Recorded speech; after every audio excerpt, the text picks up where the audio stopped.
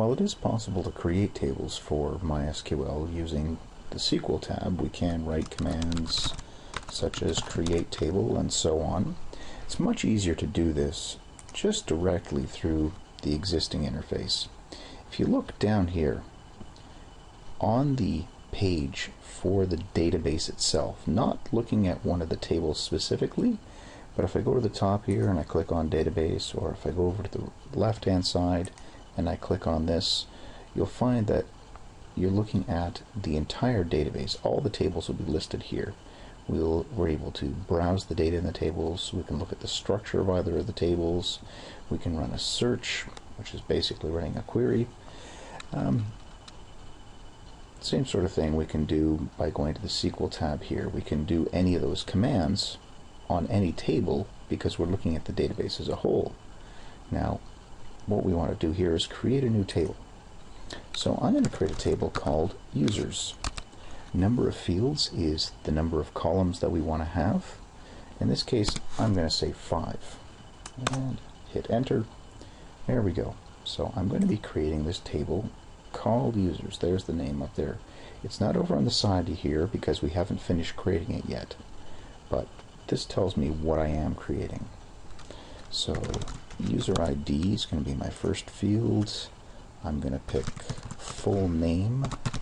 Full underscore name is the second. Email address. I'm going to have user type. That will eventually point to a user types table. This is going to be a number. And the last field is going to be my password field. So, looking at this, user ID. My second column here is the data type. What kind of data type do I want for each of these columns? User ID, that's going to be an integer. So I'm going to go down to int. Full name is a varchar. This is variable character, meaning character, it's text. Var, variable, means the length of it changes. Not every single field in this column has to be the same length. So that's perfect for full name, it's perfect for email. We just need to specify the length. What is the maximum length we're going to use for the full name? I'm going to say 100 characters. That's pretty long. That should be more than sufficient for this. Email address, because there's a domain name potentially added on to the end of a full name, this I'm going to bump up and say 150 characters. User type, going to be pointing to the user types field. I'm going to use tiny int. I don't need that many different numbers. I doubt there's going to be more than 255 types of users in our system. And the last one here, password, for this I'm going to use char. So this is similar to varchar. It is a string, but it's going to be fixed length. And I'm going to put in 40 as the length here.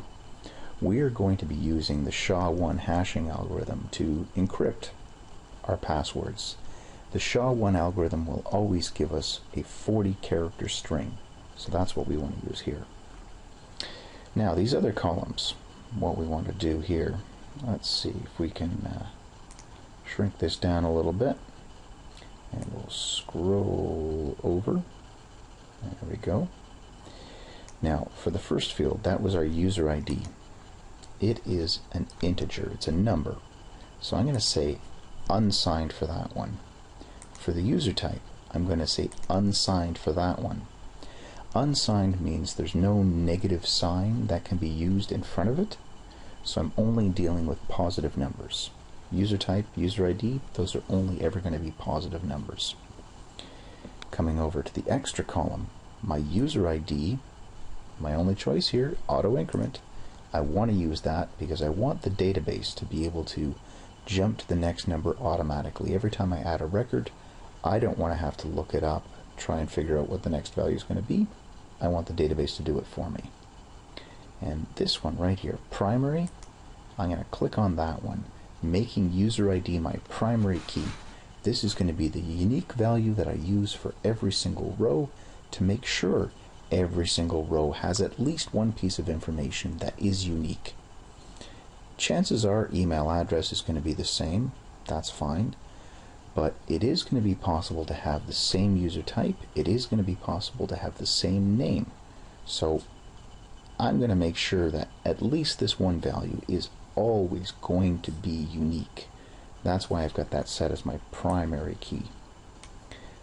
My storage engine, I'm going to go with my default InnoDB, and my collation, which is what character set I want to use. For that, I'm going to go with UTF-8 General CI. The CI stands for case insensitive. That means if I'm searching for some records and I'm trying to sort the results, it doesn't matter if it's an uppercase or lowercase letter. Capital A, lowercase a are going to be treated like the same thing.